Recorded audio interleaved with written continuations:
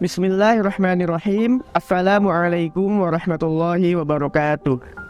Innal hamdalillah nahmaduhu wa nasta'inuhu wa nastaghfiruh wa na'udzu billahi min syururi anfusina wa min sayyiati a'malina.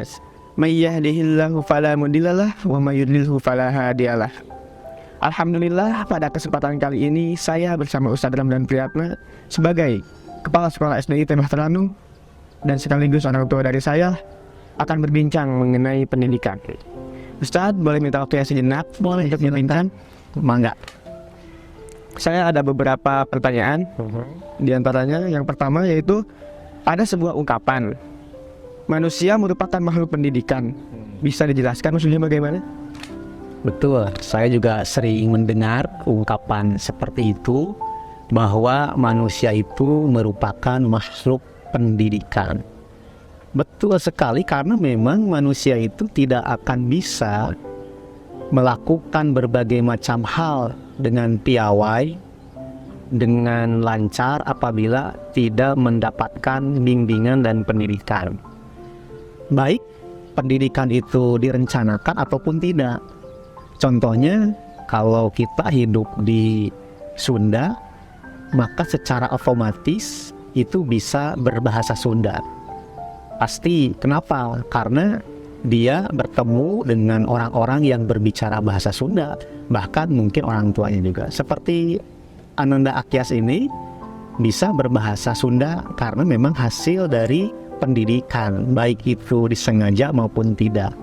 Tapi Akyas ini kalau berbahasa Inggris belum tentu lancar ya, atau berbahasa Arab. Mengapa? Karena tidak diajarkan sejak dini, tidak dibiasakan berbahasa Arab atau bahasa Inggris. Tapi misalnya Ananda Akyas ini contohnya hidupnya itu dulu, lahirnya itu di Arab Saudi, pasti akan lancar gitu ya. Nah, para pemirsa yang budiman, oleh karenanya memang dibutuhkan pendidikan yang benar untuk anak-anak kita, agar anak-anak kita itu menjadi orang-orang yang sesuai dengan cita-cita orang tuanya. Contohnya, kita berharap anak-anak kita tuh menjadi orang-orang yang soleh, maka dibutuhkan pendidikan yang baik gitu. Sebuah keluarga yang berharap ingin mewujudkan anak-anak yang soleh, maka harus sekuat tenaga memberikan pendidikan yang selaras dengan harapannya. Di dalam hadis riwayat Imam Al-Bukhari kan disampaikan bahwa kullu mauludin yuladu alal fitrah. Setiap yang dilahirkan itu, anak-anak itu lahir di atas fitrah. Fitrah itu adalah di atas iman, memiliki keimanan kepada Allah, di atas Islam. Makanya anak yang lahir dari rahim seorang ibu yang muslimah itu nanti kalau sudah dewasa tidak harus syahadat. Mengapa? Karena itu sudah automatically, secara langsung anak itu sudah menjadi seorang muslim. Berbeda kalau ada orang sudah balik, sudah dewasa, dia memeluk agama yang lain, lalu ingin berpindah ke dalam agama Islam, maka wajib untuk mengikrarkan syahadat gitu ya. Nah, fitrah Islam ini perlu bimbingan, perlu arahan dari orang tuanya dan dari lingkungannya. Tidak mungkin dibiarkan. Mengapa? Karena manusia itu makhluk pendidikan ya. Makanya saya sering mendengar dulu Bapak Gubernur Jawa Barat, Pak Aher, waktu beliau masih menjabat sebagai Gubernur Jawa Barat, sering menyampaikan bahwa tidak ada kemajuan tanpa pendidikan. Itu terus juga ada seorang tokoh ulama yang mengatakan bahwa pendidikan itu bukan segala-galanya, tapi segala-galanya itu tidak akan tercapai kecuali melalui pendidikan. Ya, sebagai mana ada ungkapan begini, manusia itu makhluk sosial. Nah, gitu kan, pernah mendengar? Pernah. Manusia itu tidak bisa hidup sendiri gitu. Betul. Itu butuh orang lain. Bahkan untuk yang kita pakai ini sekarang, baju gitu ya, pakaian, ini membutuhkan ribuan tangan manusia. Ya termasuk juga ngobrol begini, saya tidak mungkin ngomong sendiri kan. Nah itu butuh orang lain, makanya disebut makhluk sosial. Termasuk juga yang tadi yang Ananda tanyakan, bahwa manusia itu sebagai makhluk pendidikan, artinya sudah ada potensi keimanan dalam setiap diri manusia, tapi itu butuh bimbingan. Kalau tidak dibimbing bagaimana? Maka orang-orang tersebut akan jauh dari fitrah semula. Begitu barangkali yang bisa saya sampaikan. Ya baik, cukup jelas ya. Dan lanjut ke pertanyaan berikutnya. Siapa yang bertanggung jawab dalam pendidikan anak? Menurut siapa? Orang tua terlebih dahulu mungkin. Ya. Begini, pendidikan itu sesuai dengan harapan masing-masing ya. Ada mungkin di keluarga Islam itu, di keluarga Muslim ingin anak itu menjadi anak yang soleh. Istilahnya mungkin anak yang soleh, generasi robani, generasi Qurani, generasi yang dicintai oleh Allah Subhanahu Wa Taala gitu ya. Itu banyak istilahnya. Atau generasi surga kan gitu ya. Nah, semua kita itu kan hidup tidak hanya di rumah. Kalau dulu itu manusia itu hidup, atau anak-anak ya lebih khususnya, di dua lingkungan pendidikan. Yang pertama lingkungan rumah, dan yang keduanya adalah lingkungan masyarakat, gitu kan? Ya. Kalau sekarang setiap anak itu hidup di tiga lingkungan: lingkungan rumah, lingkungan sekolah, dan lingkungan masyarakat. Itu kan. Nah, berarti siapa sih yang harus bertanggung jawab untuk mendidik anak ini? Sebetulnya tidak bisa hanya diberikan kepada salah satu unsur dari tiga ini. Contohnya rumah saja. Itu akan kesulitan mewujudkan anak soleh.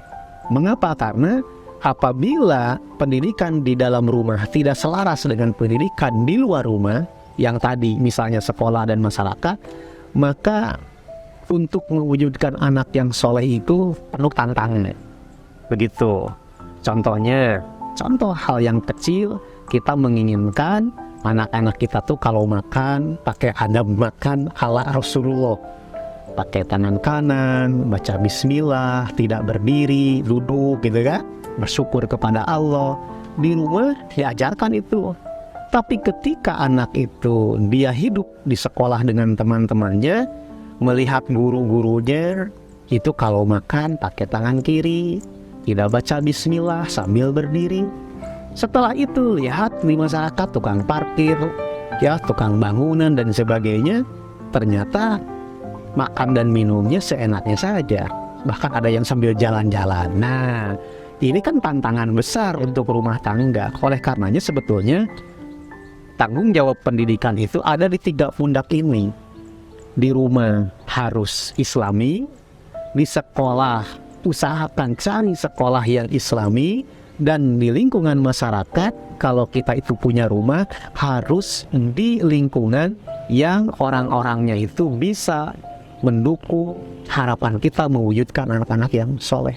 Gitu. Makanya di dalam ungkapan orang Afrika ada peribahasa, it takes a village to raise a child. Kita membutuhkan satu desa untuk mengasuh satu anak. Nah di desa itu kan besarnya lebih dari kampung.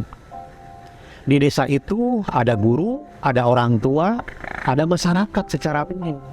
Nah anak itu harus dididik bukan hanya oleh orang tuanya, tapi oleh sekolah yang ada di desa itu, dan oleh masyarakat, oleh kepala desa, oleh tukang cukur, oleh tukang bajigur yang ada di tempat itu.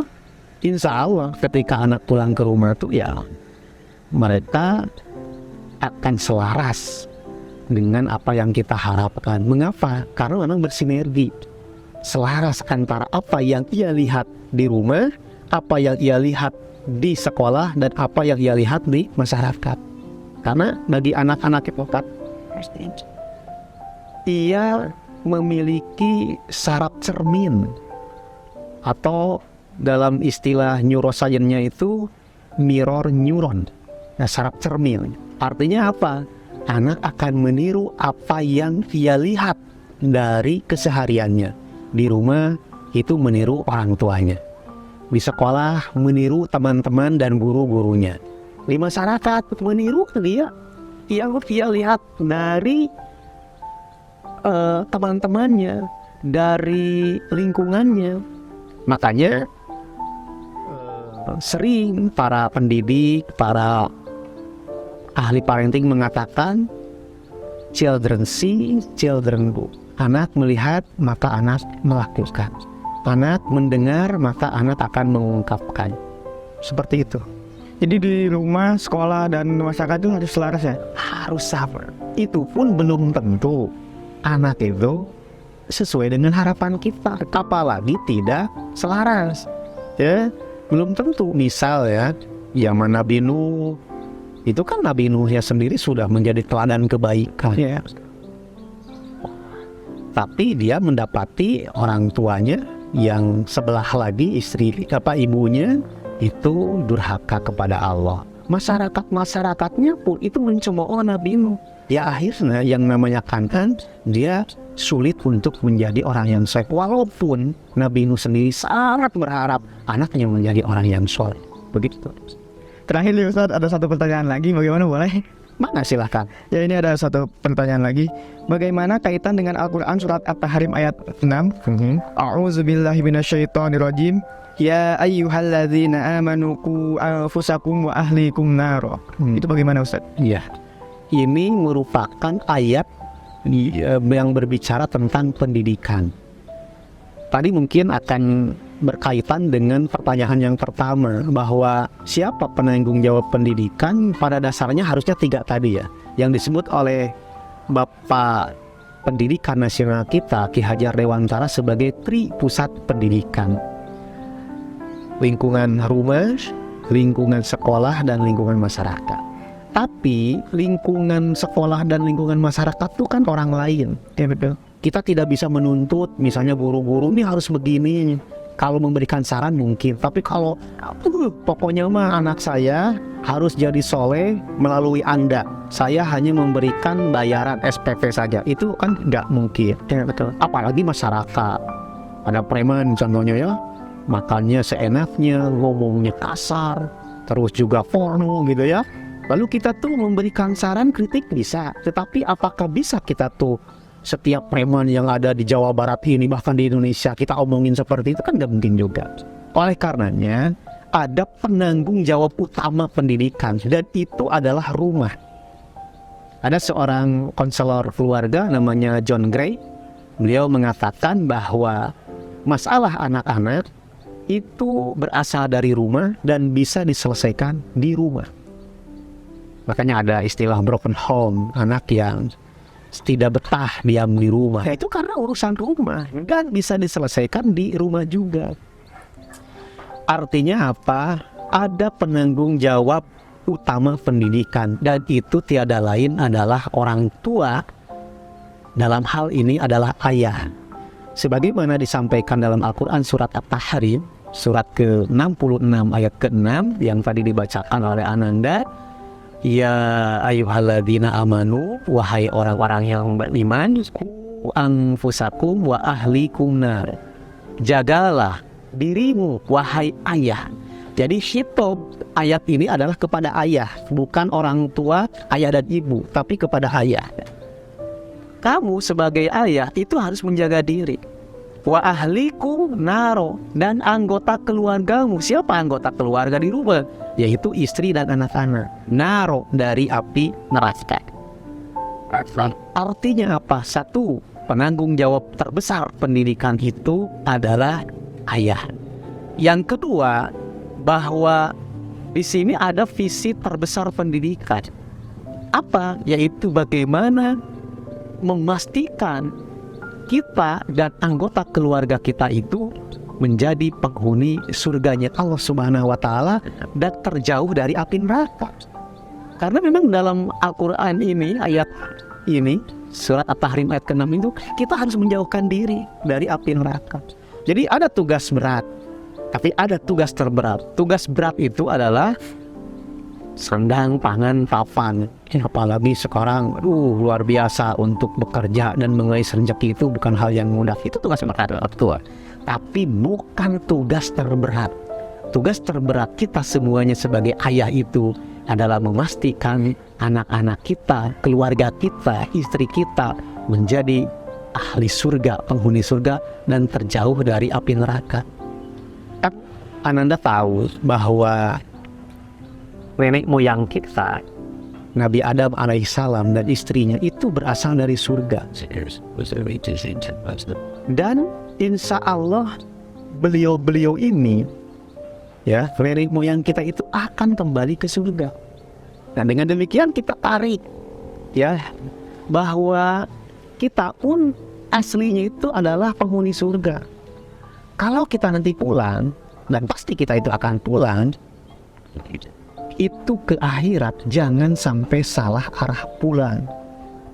Arah pulang kita itu harus surga. Mengapa? Karena nenek moyang kita juga itu berasal dari surga dan kembali ke surga. Masa kita nanti malah perginya pulang? Ya betul. Karena alhamdulillah min dzalik, ya. Nah betul. Demikian barangkali obrolan kita kali ini, ya. Cukup nggak? Atau ada pertanyaan yang lain? Cukup. Alhamdulillahirabbil alamin. Ya hadirin, itulah berbincang saya dengan Ustaz Ramdan Priyatna. Mudah-mudahan ada guna dan manfaatnya untuk kalian semua. Hadirin yang di rumah, jangan lupa di like, komen, dan subscribe. Wassalamualaikum warahmatullahi wabarakatuh.